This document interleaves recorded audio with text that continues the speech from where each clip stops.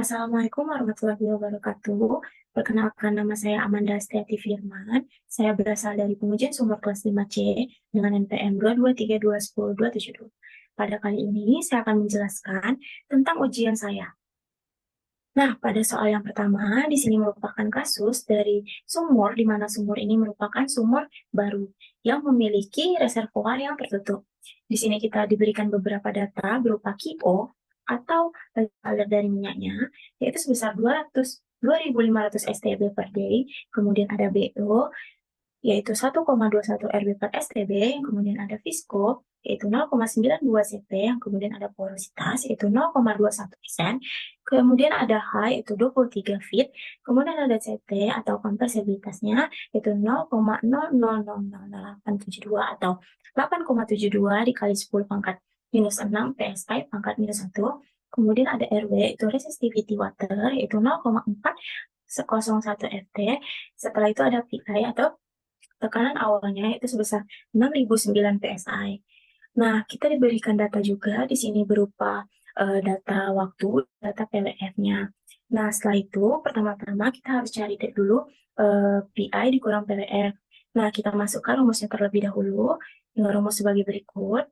Setelah itu, kita cari delta T-nya. Setelah delta T-nya dapat, kita lanjut ke pertanyaannya, di mana pertama-tama dia diminta estimasi dari wellbore storage ini berakhirnya di mana. Nah, sebelum itu, kita dapat melihat di sini wellbore storage-nya berakhir pada titik waktu 0,41669 dan pada tekanan 1919,16. Nah, titik ini didapatkan ketika ditarik garis lurus pada grafik plot delta P VST dari kiri ke kanan. Nah, titik yang terakhir menyentuh garis lurus itu disebut wellbore storage. Nah, di sini ada plot.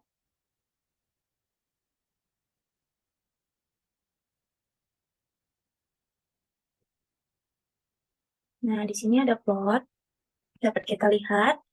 Ini merupakan plot scatter dari delta P dengan T. Nah, di sini kita dapat lihat wellbore storage. Nah, kita tarik garis lurus dari kiri ke kanan. Nah, titik akhirnya merupakan wellbore storage. Nah, tadi kan dia bentak yang pertama tuh wellbore storage-nya berakhir tuh di angka berapa. Di sini dapat kita lihat wellbore storage-nya berakhir pada 0,41669 dan pada tekanan 1919,16. Nih.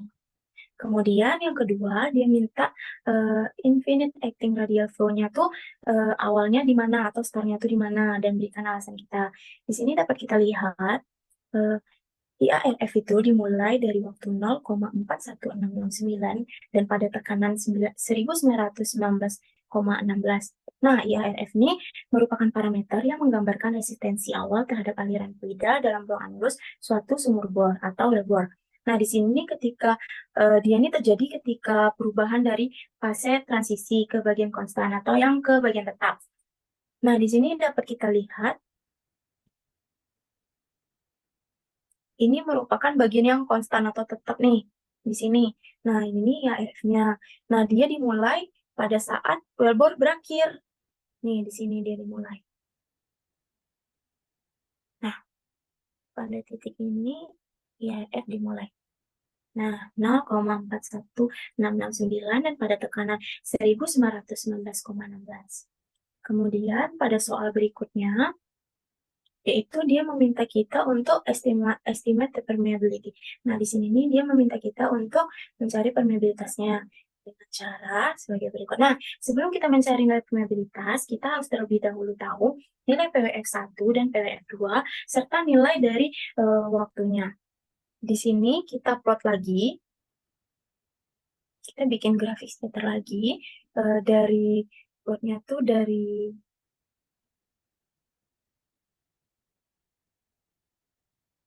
T dan PWF. Nah, di sini didapatkan grafik seperti berikut, di mana nilainya, yang pertama kita ambil dari waktunya yaitu 1 jam, yaitu kita tarik ke atas, kemudian kita tarik ke kiri untuk mendapatkan phasernya, setelah itu kita tarik lagi garis dari yang 10 menit, karena kita ngambil waktu pada 10 jam juga, kita tarik ke atas dan kita tarik ke kiri. Di mana di sini pada waktu 1 jam kita mendapatkan pressure sebesar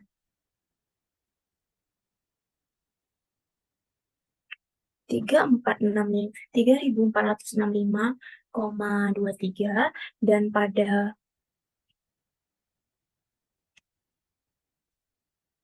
10 kita dapat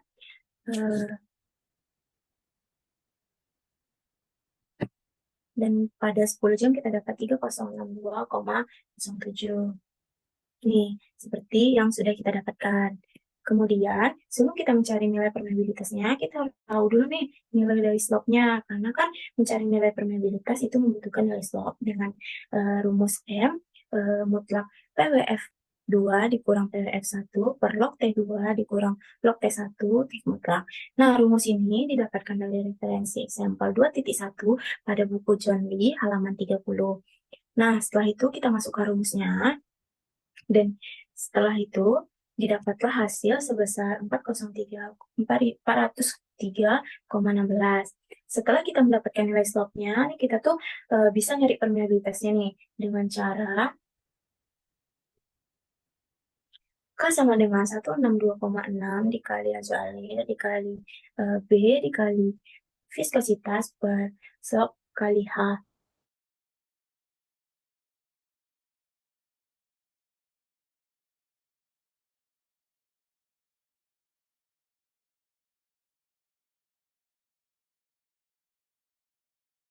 .0097. Setelah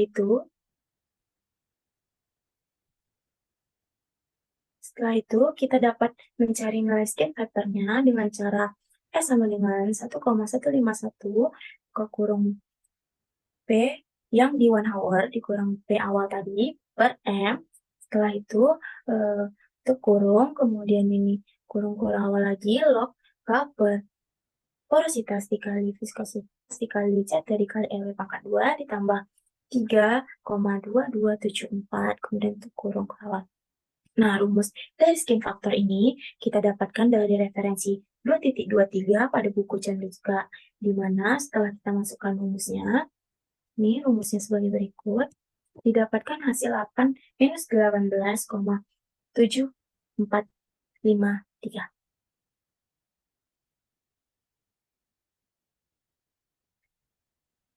Setelah itu, dapat kita analisa pada sumur ini nih, dari nilai skin yang kita dapat tersebut dapat disimpulkan bahwa nilai skin kita tuh lebih kecil dari 0. Nah, nilai skin bernilai minus 18,7453 menunjukkan bahwa kondisi sumur tidak mengalami damage sama sekali, atau sumur ini telah dioptimalkan dengan sangat baik. Hal ini mengurangi hambatan aliran dan meningkatkan efisiensi produksi secara signifikan. Nah, sumur ini sumur-sumur yang memiliki nilai skin yang negatif itu umumnya diinginkan atau sumurnya itu sumur yang menguntungkan dikarenakan sumurnya itu berpotensi menghasilkan produksi yang lebih tinggi dengan biaya operasi yang lebih efisien. Kemudian lanjut ke soal yang nomor 2, yaitu di mana kondisi sumur ini juga merupakan sumur baru, yang kondisi reservoirnya itu juga tertutup dan kita juga diberikan beberapa data berupa QO atau laju alir minyaknya sebesar 2000 STB per day, kemudian ada BO atau faktor volume formasi minyaknya sebesar 1,21 RB per STB, kemudian ada viskositas yaitu 2,29 CT, yang kemudian ada porositas yaitu 0,21%, kemudian ada H 23 feet, kemudian ada CT yaitu 8,72 dikali 10 pangkat minus 6 PSI pangkat minus 1, kemudian ada RW atau resistivitas meternya 0,401 RT, kemudian ini TP yaitu 22,6. Nah, TP rumusnya seperti ini, di mana waktunya awal ditambah dengan waktunya waktu awal ditambah delta T, habis itu per delta T. Setelah TP didapatkan, kita juga mendapatkan data berupa waktunya dan PSW-nya. Lalu kita cari TP ditambah delta T per delta T. Rumusnya sebagai berikut. Setelah kita dapat, kita bisa plot grafik berupa T, VSP, PS. Nah, yang pertama pada soal dia minta kita untuk analisa dan kasih tahu di mana flow regime-nya. Nah, habis itu berikan alasan kita. Di sini eh, dari analisa grafik yang sudah kita plot, itu tuh dapat kita lihat nilai flow regime-nya berada pada titik 3156,31 karena flow regime merupakan nilai awal aliran fluida yang bergerak cepat atau naik dengan cepat di mana ia bergantung pada kondisi tekanan waktu. Nah, di sini dapat kita lihat nilai flow regime-nya. Ini merupakan nilai awal dia naik nih. Ini awal naik. Ini awal dia naik cepat. Nah, di sini awal naik dia. 3156,31.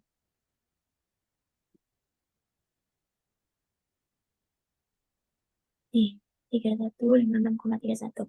Nah, setelah itu pada soal diminta untuk estimate permeability. Kita cari nilai permeabilitasnya. Dengan yang pertama, sebelum kita mencari nilai permeabilitas, kita harus cari nilai slope-nya dulu. Dengan rumus M sama dengan mutlak PWF2 dikurang PWF1 per log T2 dikurang log T1 mutlak. Nah, rumus ini kita dapatkan dari referensi example 2.1 pada buku John Lee halaman 30. Setelah itu, kita masukkan rumusnya dan didapatkan nilai sebesar 426,0488. Setelah itu, baru kita dapat mencari nilai permeabilitas dengan menggunakan rumus K atau permeabilitas sama dengan 162,6 kali Q kali B kali viskositas per M dikali H, di mana rumus ini didapatkan dari referensi pada buku John Lee, yaitu pada referensi 2.30. Setelah itu kita masukkan rumusnya dan didapatkan nilai permeabilitasnya sebesar 91,9567. Setelah itu kita cari nilai skin faktornya karena pada soal diminta skin faktor. Nah, nilai skin faktor dapat kita cari dengan menggunakan rumus S sama dengan 1,151 kurung kurawal kurung P one hour per kurang P awal per M, lalu kurung kurawal kurang log K per porositas kali viskositas dikali CT kali M pangkat 2, kemudian tutup kurung ditambah 3,2274.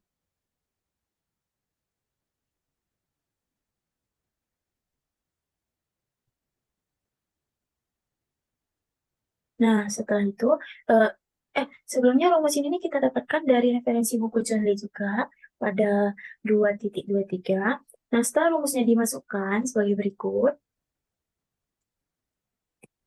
didapatlah nilainya, nilai skin sebesar minus 3,56129. Nah, kesimpulannya adalah nilai skin sebesar minus 3,56129 ini